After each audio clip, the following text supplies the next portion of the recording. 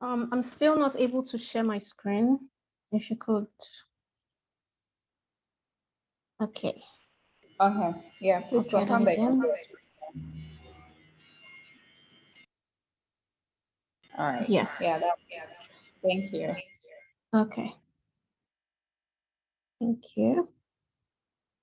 Can anyone see my screen? Yeah. Okay.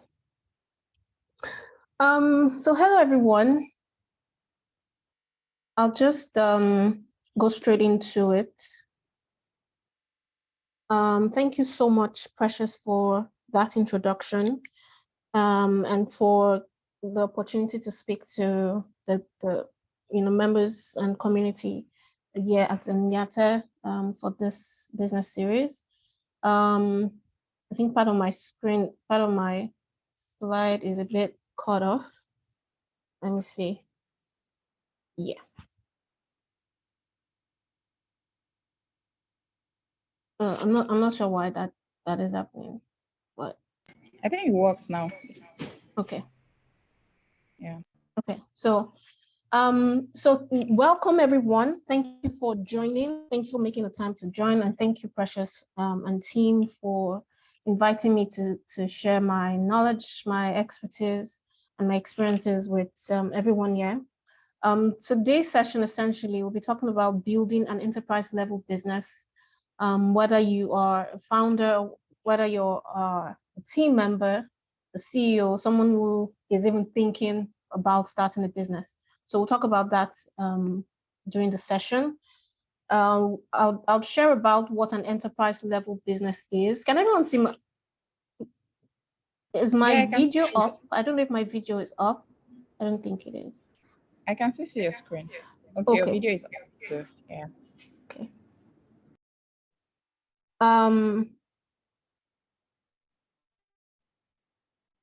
Just give me a minute. Okay. Talking about what an business is. We'll also talk about business building fundamentals, how to prioritize what. It's also a very important thing that I don't think we talk enough about. And also share in the right culture to execute, execute whatever you're building, and to ensure that you're building at the pace that you need to build. So about me, I'm a lawyer. I studied law at the University of Benin, got into law school, graduated from law school, but decided that apart from just being a lawyer, I wanted to do more with myself, with my career and my profession. And that decision has opened a lot of doors for me, I would say. It has also helped me to not only contribute legally to the economy, but also economically to drive growth, to drive innovation, and drive all around economic growth for founders, for individuals, and for organizations. I'm the co-founder of Corporate Bestie. Essentially, when the idea for Corporate Bestie came to me, I was one of the organizers for Techsters Startup Weekend, I think back in 2015. Eventually, I registered the company in 2017 and officially began operations in 2022, last year, after going through the Founder Institute program, Pre-Seed Accelerator program. I've been a startup mentor for a while. I'm a mentor on the Tony Lumil Foundation program. I've mentored thousands of businesses under the Boost with Facebook programs, Google programs. And for me, it's about helping people to take an idea that they have and turn it into something worthwhile, something that not just profits them, but also is able to generate revenue, able to employ other people, able to make a difference in their local community, and then just being able to scale it worldwide or globally. Okay, I just recently was invited into the Techsters Community All-Star program. So for anyone who's here and you're either considering exploring tools and resources on the Techsters program, feel free to reach out to me. If you're also considering joining an accelerator program like the Founder Institute, I'll be able to share some tips and ways you can go about that. So feel free to reach out. Yeah, so my company, Corporate Bestie, we simplify the process of company incorporation and compliance for startup founders, people who have ideas, people who already are in business and are looking to ensure that the regulatory framework for their businesses is intact from the point where they start ideating the company or ideating that business, putting together the paperwork for it and ensuring the compliance is intact. We help people do that without stress or complex paperwork.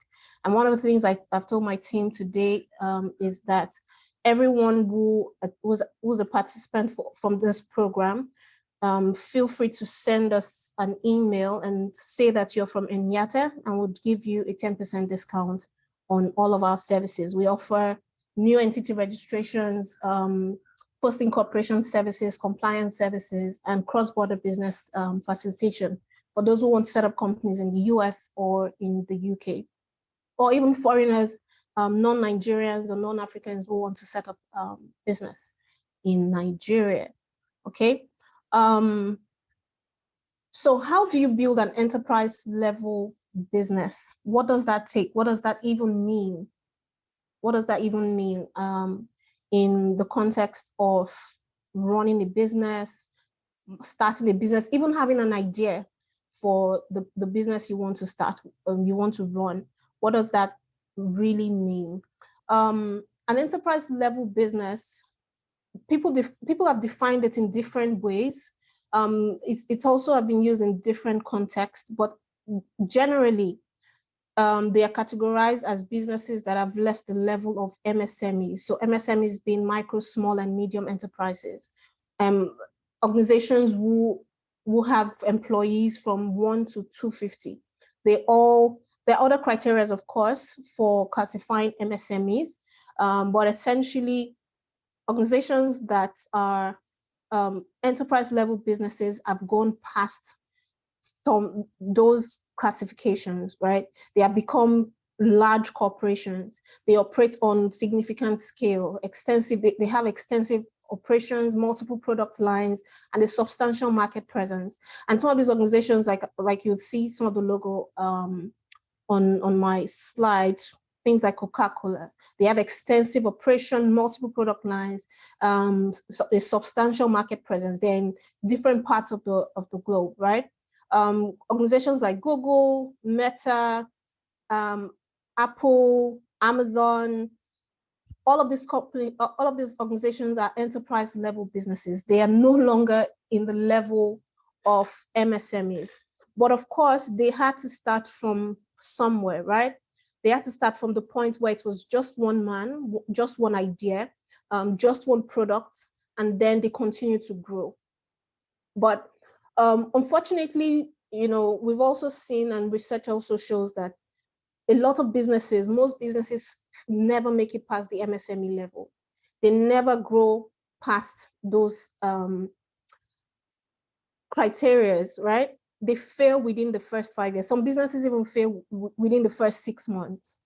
I saw a report recently that mentioned that most Nigerian businesses in 2022, from 2020 to 2023, fail within the first 6 months. And that brings a lot of concern, right? Concern to the business owner, for anyone who has an idea. I've heard, I've had conversations with people who are afraid to go into business because of, this statistics. But again, you need to also consider that failure is just part of the lessons we learn as we grow, as adults, as people, as business owners. If you fail in a certain area, it doesn't mean that that's a clue to just close shop and not do anything else. It's an avenue to reassess what you've done so far and how to improve your processes. In Nigeria, for example, businesses are recorded to fail within 80% of businesses fail within the first 5 years. And it's not just Nigeria, it's not just Africa. It's also across, all the countries of the world globally. In the United States, businesses fail within the average of 50% within the first 5 years. In the UK, 60% within the first 5 years. In Canada, 30% within the first 5 years. And we're going to also talk about what creates this failure. What are some of the things that are responsible for the large percentage of failure that these businesses experience, as well as what can be done differently, right? So why do these businesses fail? So many things come up. Most of the time people say, oh, it's because I don't have money. I don't have investors to invest in my business, and that's why the business is not growing. But there are still so much more responsible for business failure. I'll share this link with you, startupgraveyard.io. I don't know how many of you already know about the platform, but after now, I'll also just I'll share my screen so that you see that particular website, and then we'll go through some of these businesses. I found some, and I was just, it sounded, it was just funny, right? But most of the time, businesses fail from inexperienced founders and team. Yes, you have an idea for a business you want to start, but if you lack the necessary skills, the expertise, and you're also unable to get the right people to come on board to build with you, that business is bound to fail, right?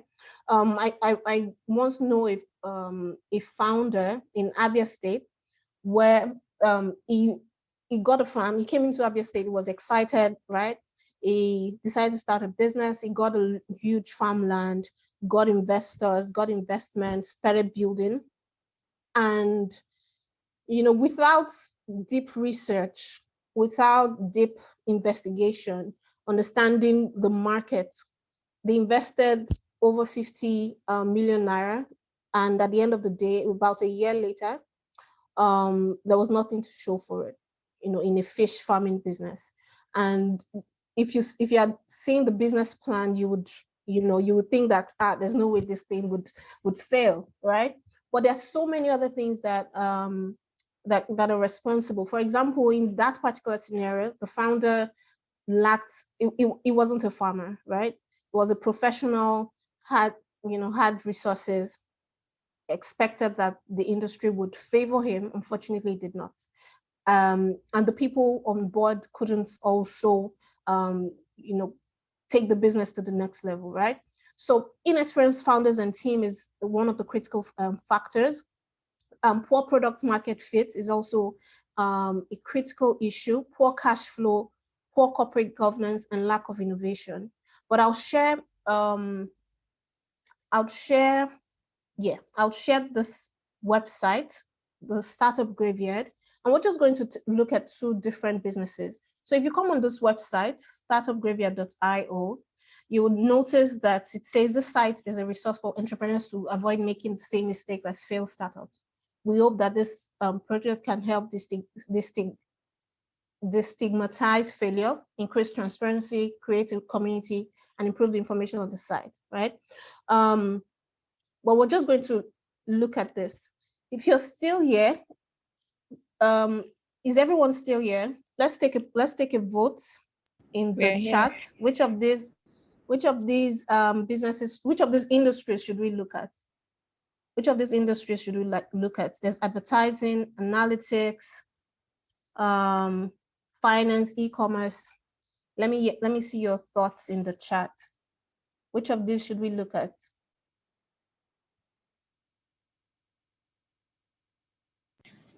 Please, you can use the Q&A box if you can't type in the chat to just answer Bestie. Thank you. So we have about, I think this is 1, 2, 3, 4, 5, 6, 7, 8, 9. So 9 industries. Which of these should we go into? Yes, there are some. Someone said finance. Someone said hospitality. Okay. So let's do finance. Let's go into the finance. So this one is 37 coins, and then there's event view. Excuse me. Okay, so let's look at this one. 37 coins. 37 coins aims to make Bitcoin easy, secure to use, and accessible to everyone. Right. This is a very popular industry at the moment, Bitcoin and crypto. They started operations in 2015 and they closed shop in 2014 and closed shop in 2015. That's just a year. They were founded by 3 people, Jonathan Sobro, Songi Lee, and Johan Barbie.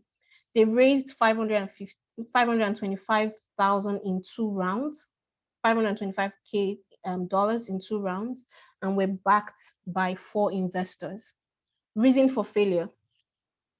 Number 1, the delivery of short message service between carriers outside of the United States was not reliable. So that is one reason for their failure. And this has to do with their technology, right? Number 2, new services for Bitcoin banking emerged since the company initially started. It is unclear if competition contributed to their closure or the reliability of other services allowed the 37 coins to close in peace. Number 3, could not find product market fit, lack of data on specific details. So we can see just from this that their technology was, they couldn't scale it outside of the US. They didn't have product market fit, and it just didn't work in just a year, and they raised the funding for it, right? We're going to look at another company. Let's see.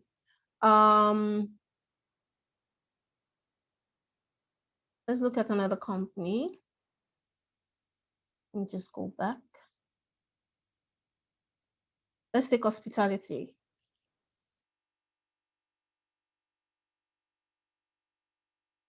So this company, it was a house cleaning service that users can book from their iPhone or the web in real time. It was closed, then bought by Handy for $10 million, right? Reason for failure.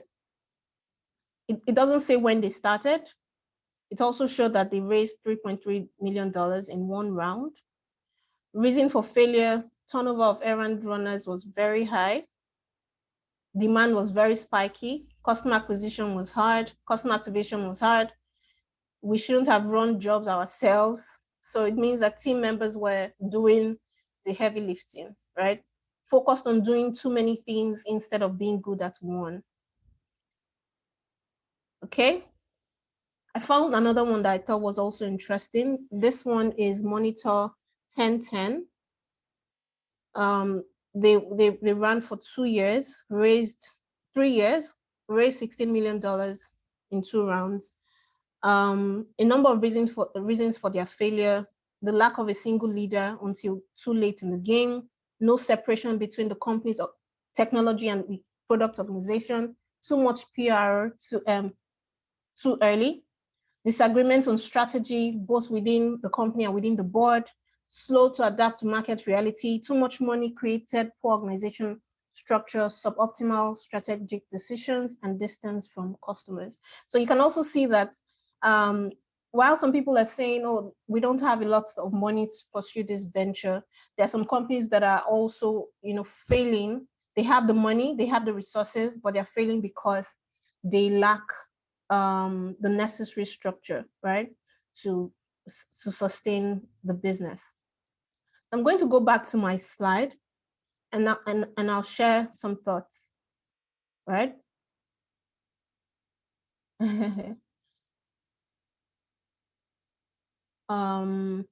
Just give me a minute. Okay.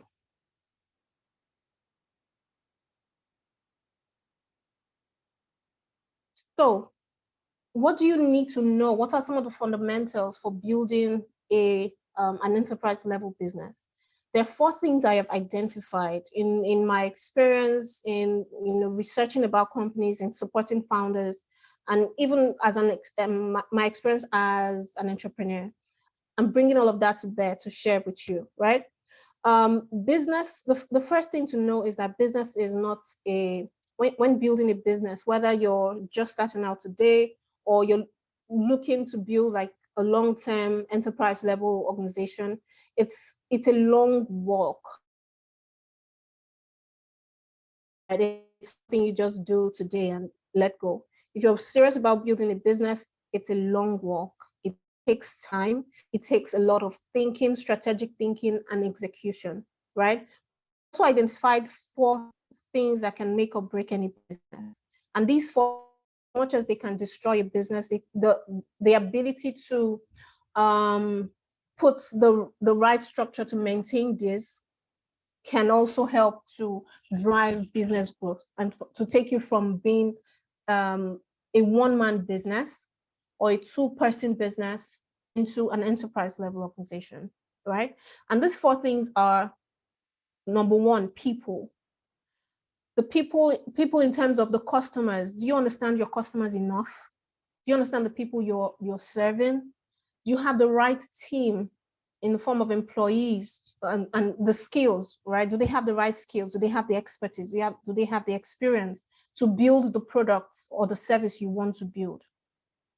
Another group of people that you should also, think very critically about as you build is the partnership and the partners you're bringing on board.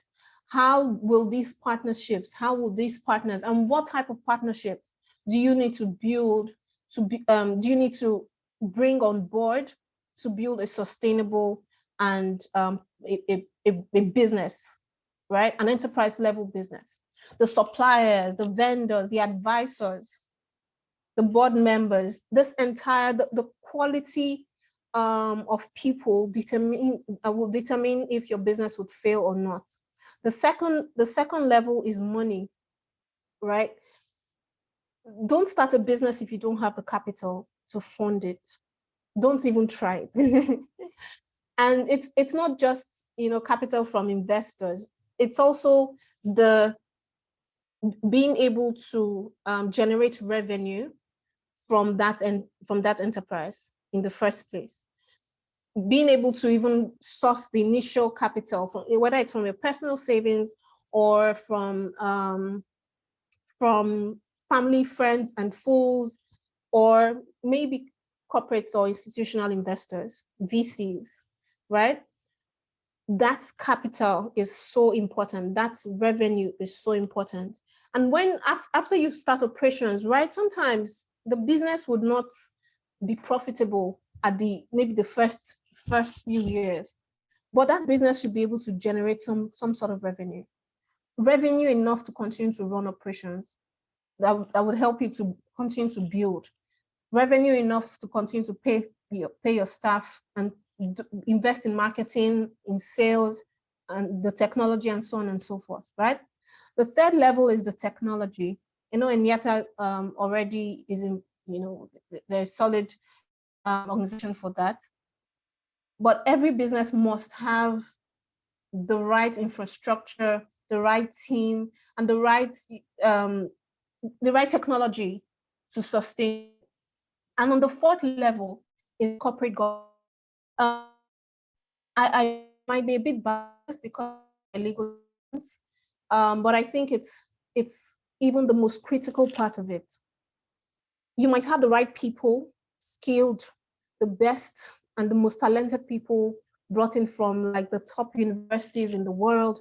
You might have funding, billions of dollars invested in your organization. You might have the right technology, but if you don't have the right corporate structure to sustain to manage how your customers are served, to manage how your customers are attended to manage how you even get those customers in the first place, to manage employees, to manage partner tracks, advisors, the board, that organization will fail. If you lack the right corporate governance structures to manage how monies are received and expended, it would fail. If you lack the corporate governance structure to manage how the tech is, used, utilized, how you're, maintaining your clients' requirements, regulators, that business would definitely fail. So corporate governance is like a very fundamental part. All 4 are important, but I would say that the corporate governance sustains this strongly. I've seen situations where the technology is not excellent. It does the work. It's not the best technology in the world, or it does the work, and everyone is working together, following the structure already set in place, and things move, right? So these are like four foundations or fundamentals to consider as you build. If you have any questions so far as I speak, feel free to drop your questions using the Q&A section of the of okay, some Q&A. Okay, I can see that's from the initial question I asked. Or feel free to drop your questions if you do have any, right? How do you prioritize what to build? How do you know what to build? I would say it depends on two things. Sometimes we focus so much on the customer, right? People say, oh, build for the customer, consider the customer's problem, and so on and so forth. But I've seen that it's really between two people, the customers and the regulators. I'm sure some of you have seen where even in Nigeria, even across the world, recently Meta got fined billions of dollars in, I think, was in Kenya, right? We've also seen just recently in Nigeria, some microfinance banks were shut down. In Nigeria as well, a few years ago, when the old cryptocurrency and blockchain frenzy started, the government restricted building such types of companies, right? So I think that prioritizing what to build, when prioritizing what to build, consider these two classes of people. The first is the customer. Definitely build for the customer. Definitely identify what the customer's problems are. How are they experiencing? What problems are they experiencing? How are they navigating it? What are they using already to solve that problem? Consider all of that, but also look at regulators. What are the regulators saying? What organizations like the CBN, the Security Exchange Commission, NAFDAC, regulators in general, what is the law about the industry? Because one mistake or fail, even if you have the best customers, you have all of those things in place. If the regulators say that, we're not interested in this sector at the moment, we don't know what you're doing, shut it down. That's the end of your business. So consider all of these things as you build, and that's how to build something that will last, something that goes from just a one-man business to an enterprise level organization. And you also need to keep, engaging with these two classes of people, engaging to see what they're thinking, what are some of the new innovations that are coming in and the government is considering, right? What are they not considering that they should start considering? That's where you are in front of the line, you're getting first-hand information and implementing as you grow, quickly. Some tips on building the right culture. What is company culture? From elementary school, or from secondary school, or from even primary school, we learn that culture is the way and life of the people. And it also applies to any organization, any type of business. It refers to how that organization and what that organization's shared values are, what they believe in, what their behaviors are, what their attitudes are. In our local cultures, our culture even includes the language we speak, the types of things we wear, the attire, the food we eat, right? And it's no different from a company. If you don't have the right company culture as you build, you will just be building in vain. That's how I would put it. You'll be building in vain. So things like your mission and vision, it's something that should be very clear. What are you building? How are you building it? What is the overall target for what you're building, right? what is your communication style? How do you communicate this? In our local cultures or in our local traditions, I remember that some of the stories we heard about our maybe uncles or even parents, grandparents, are things that people in the family would have told us again and again. It's how they communicated the stories, sometimes through pictures, sometimes just storytelling, right? Our local cultures are not as, we don't document things as much. But when it comes to a company, when you're building a company, documenting that is important in your communication, in how you relate with your both your staff, your employees, your customers, investors, advisors, regulators, everyone involved in the process. There has to be a communication style that works for everyone, and there's nothing like over communicating. You must be able to bring, share that mission and vision again and again and again and again until it becomes a part of the process, a part of the system, and everyone just runs with it, right? Another thing to consider when it comes to company culture is the leadership structure. And I think this is also very important. I noticed that some startups don't even have a simple organogram, right? Who is leading what? I know that sometimes when building a startup or a small business, it's one person's idea, right? And the person maybe would bring in a family member or their friend, and they're both excited about the possibilities and just continue to build.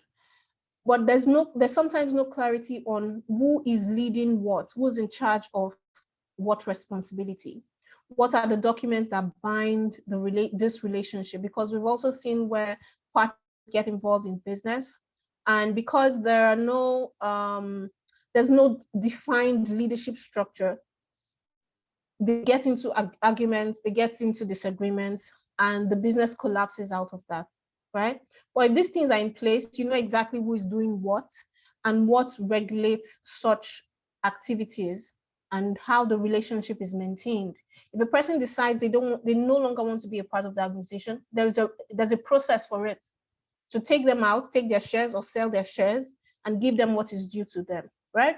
So that leadership structure is so critical. If you're still here, type in the comment section, type 1000 in the comment section, just so I know that we're all still here and I'm not speaking to Please myself. type in the Q&A box. I don't know what's wrong Okay, with to type in the the. Q&A box, Thank you. just type in the Q&A box. You can type 1000, so I know you're all still here. Okay, awesome. Thank you, Michael. So Chuku, thank you. Awesome. Chuku, Faith, are you getting value so far? Are you getting value so far? If you have questions, drop them in the Q&A and I'll be willing to answer. If you have questions, okay, awesome. Feel free to drop your questions. Hi, Jerry. Okay. The next thing I'll talk about in terms of culture, building the culture that will sustain your business from where it is to where it needs to be, it's how diverse and inclusive that organization is. And diversity and inclusion is not something we talk a lot about in some organizations, but it is very important because as if the organization is diverse enough, if you have different people with different expertise involved in building an organization, you get very quality input, right? You get quality input. It's not just an issue of, oh, we're all from the same region, or we're all from the same organization, or we're all the same gender. Everyone is brought on board. Every opinion is, heard. The suggestions are heard, people are listened to, people are able to communicate what they think in terms of growing the organization. And so that level of diversity and inclusion is also important to drive growth in any organization. Okay. Number 5 is learning and development. When new people come on board your organization, how do you share the company vision with them? Many times as a founder and as you grow, you'll definitely not be able to be the one, again and again saying, oh, welcome to my organization. I mean, doing that initial introduction and telling people about what the company, why the company started and where it is going. The founder or the initial founders may not be the ones to do that as the company grows, but your ability to put the systems in place, start the culture very early enough so that whoever is there is able to tell the next person that joins to say, this is what we're building, this is where we're going, and this is how we want to get there, right? So being able to invest in the company culture in a way that the process of learning and development flows smoothly is also important. Another part of this is, how do you invest in your people? How do you make sure that they continue to grow mentally? Sometimes it's not even a lot, especially for a small business owner. You don't, it may not even involve you, taking your team on a retreat or going to a different country and just invest. It may not involve that. Some businesses do not have that resources or that funding to do that, and you don't have to do it like that, right? You can also, it could involve bringing your team together and bringing maybe a local person, a local expert, a local professional within the community to share with them. But investing in their growth, professional growth, the company growth is also important to sustain how an idea moves from where it is, from being a small business, from being a startup into an enterprise level company. The next part I would like to talk about, of course, there are so many things to consider when it comes to culture, but the next thing I'd love to talk about is recognition, rewards, and punishment. And I'll start with punishment because as a founder myself, I know because we're dealing with people, right? Because we're dealing with people, there has to be accountability. As much as there's accountability, there also and punishment, there also has to be rewards. So if people understand what the culture is, immediately they go against it, they know exactly what to get as the punishment. If they continue to abide by the cultures and the way of life of that company, they should get recognized, they should be rewarded. And it's something that needs to happen in every organization. Recognize your team that is working hard, give them reward. It doesn't even have to be a lot. And I'm saying it like this because sometimes we overthink as startup founders, as CEOs, as people building, we overthink these processes. You might even be like a line manager and you have people that you supervise. Incorporate a process of recognizing these people, rewarding them. And for people who are not performing, there should be a way to punish such behaviors, right?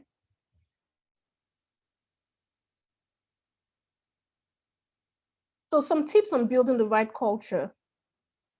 What are some of the things you need to know, you need to do to build the right culture? Number one, define your goals and vision. These must be very clear. It must be clear exactly what you're building and why you're building it. What are you looking to achieve? What are your immediate goals, your short-term goals, as well as your long-term goals? What do you want to see happen in the next 5 years, 10 years of your company? Because 5 years is usually the average time within which companies fail, it's important to have that in mind. What do we need to do to ensure that in the next 2.5 years, in the next 5 years, we still maintain operations and we're even doing better? We've grown from having 300 customers to 1 million customers, right? Or 1 million users. All of these things are important in the process. Define your goals. Let it be very clear. Be clear on what your goals are. Be clear on what your vision as well as your mission is. Number two, be customer focused. Be customer focused.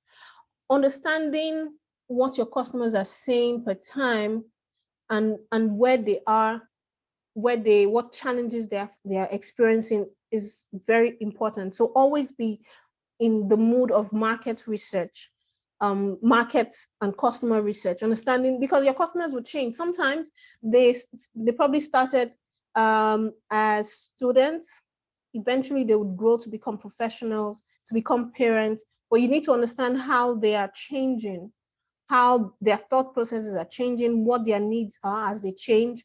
And this would help you to also innovate and bring in solutions to these problems as you grow. Number three, in terms of building the right culture, over communicate your mission and your vision. Over communicate, whether you're communicating to your team, to your investors, to your customers, it's important to overshare, because sometimes, it's not enough information. You can never overshare. And I think that's how best I'm going to put it. You can never overshare what your mission and your vision is as an organizational leader. You need to be able to over communicate so that everyone again and again and again and again is reminded on what it is. If it takes, in your meetings, if it's the first thing that they have to hear every time they join the meeting, let it be. If it's the first thing they see when they walk into the office, let it be, right? Over communicate what your vision and mission is, because the more you share, the more people get used to it, the more they adapt, the more they begin to think about, the more it becomes a part of their own, internal cultures, right? Number four, accountability. Nobody should be above the law. If you're putting corporate governance structures in place, even you as the founder or as the CEO, as the chief operations officer, or as the legal officer, whatever role you're playing in the organization, you should also be able to stay within the confines of the laws and the structures that are set in such an organization. But it only happens when you already put those in place in the first place. If you don't have those in place in the first place, you will just run a business that is unsustainable. So nobody should be above the law, including the owners of the company. Number five, document everything. You're having a meeting today, let it be documented. The date of the meeting, what was discussed, the people in attendance. So many times, especially for organizations who are looking to get funding, investors would request to see all of your documents as part of due diligence. They would want to see how you're managing such an organization, how you're spending money in that organization, what you're doing, how your processes are running, what compliance documents do you have, what letters did you receive from regulators, from your customers, what are your customers saying about your product? Be able to document all of your processes. It's not, again, I'm not going to sit here and say it's an easy process. Building a business takes hard work. It's hard work, but because we've seen that the people who have put in the hard work have achieved success, that's enough to let you know that it is not impossible. It is possible to put in the hard work to build a business and be successful. But the right mindset is also very critical. So make sure you're documenting everything. If a person is leaving your team, document it. If you're employing a new person to join your team, document it. If you're giving out shares, document it. And also for people who are, maybe you're not the founder yet, or maybe you're a co-founder, I've also seen situations where two friends come together, they start a company, they have equal shares, or maybe a group of three, and they're all directors and shareholders, right? And so they believe that they are co-founders. It's not automatic, right? There should be like a co-founder agreement regulating that relationship. There should be a co-founder agreement that says, states clearly what the roles are, how a person can perform their roles, what they should do. If they no longer want to be in such an agreement, no longer want to be in that organization, how to do it, right? What kind of, if a crisis comes up, or maybe a dispute comes between the founders, how would that be, mediated? Would it be through negotiation? Would it be through arbitration? Would it be through going to court, right?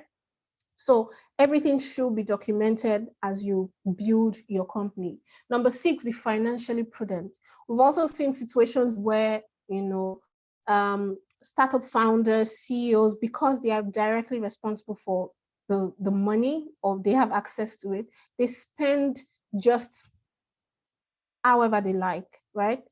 So if you're going to build a company that lasts beyond just the glam, beyond just being on Forbes or Tech Cabal or any of these popular business platforms, you must also be financially prudent. Understand what your numbers are, understand how you're spending this money, okay? And if possible, have an external team to look at your books to be sure that you're managing it efficiently. Number 7, innovate and adapt quickly. An organization that is not able to innovate quickly, to look at the market and see what can I do differently immediately to ensure that I don't lose my customers, I don't lose my market share. An organization that's not able to do that will definitely fail, right? To definitely fail. So be able to innovate and adapt quickly as you grow your company. Putting all of these things in place would also help you to ensure that your vision and your goals in front of you, you're able to meet them, right? So I'll take this, I'll just share this quote with you before I close. I think this is almost my last slide.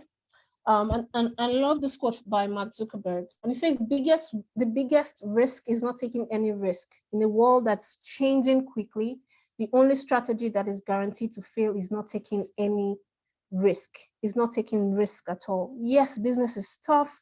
It's not a very smooth journey. It's like up and down and up and down, but it's part of the game. It's part of what you signed up for, right? And the only way to keep going is to ensure that you're taking enough risk, calculated risk, and you keep adjusting as you go. If you will definitely fail in some parts of the process, you would fail. I can guarantee you, it will not go as planned. Sometimes you would hire the wrong people. Sometimes it would be the wrong investment. Sometimes it's investing in the wrong tools, the wrong technology, getting the bad end of an investment, right? But it's part of the risk that comes with it. Importantly, you adjust as you go. You adjust as you go, and because the world is quickly changing, you even though you fail, you take those lessons you've gathered from your failures, change your mindset, put some governance structures in place, and just keep going. Okay, so that is it for my slide. If you have any questions so far, please feel free to share or to ask. Precious, are you still there? Yeah, I'm here. Okay. So it's Are there time for any Q&A. questions so far? Please do also like drop your questions in the Q&A box so that Bestie can Has attend to them. this also been valuable to you? Please share in the chat or in the Q&A so that we know that you've gotten value so far. If you have questions, feel free to ask. Again, you can follow me on social media. I'm on social media. I think all my platforms, I'm there as Bestie Atti. You can also follow us on Corporate Bestie for business formation and compliance services, right? If you need to send me an email, feel free. If you have a question after this session or just generally anything around business you'd like us to talk about, you want to schedule a session with me, feel free to send me an email at bestie@corporatebestie.com, and I'll be more than willing to answer. Jerry says it has really been a valuable session. Awesome. I'm glad you found value. Awesome. Do we have further questions aside Jerry or comments that you want to leave for Bestie? We have like 8 more minutes to go. Please do well to like comment below. I feel like Bestie explained literally everything and everybody's just so satisfied to so but if you have questions, you have your time now to like speak to her. Thank you. It feels like the time went by so quickly. Yeah. Yeah, the time went by so quickly actually. Any questions so far? Please feel free to ask your questions. From any of the things I've said, whether it's around compliance or operations, people, any of the points I made, feel free to ask your questions.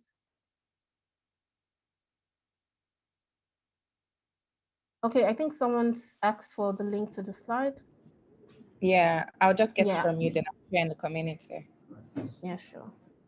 Again, if you want to register your business or ensure that you're compliant with any regulation, feel free to send us an email or contact us and say you're from Enyata, and you get a discount on all of our services. All right. Yeah, thank you so much, Bestie. This has been an No amazing problem. session. Thank you. True and true. And thank you for coming, taking out time for your busy schedule. Also, to everyone who joined in today, thank you so much for joining in, listening to Bestie, and being so satisfied. Yeah, so till next time, have a lovely, lovely weekend, and please be safe out there. Bye, everyone. Bye, Bestie. Yeah.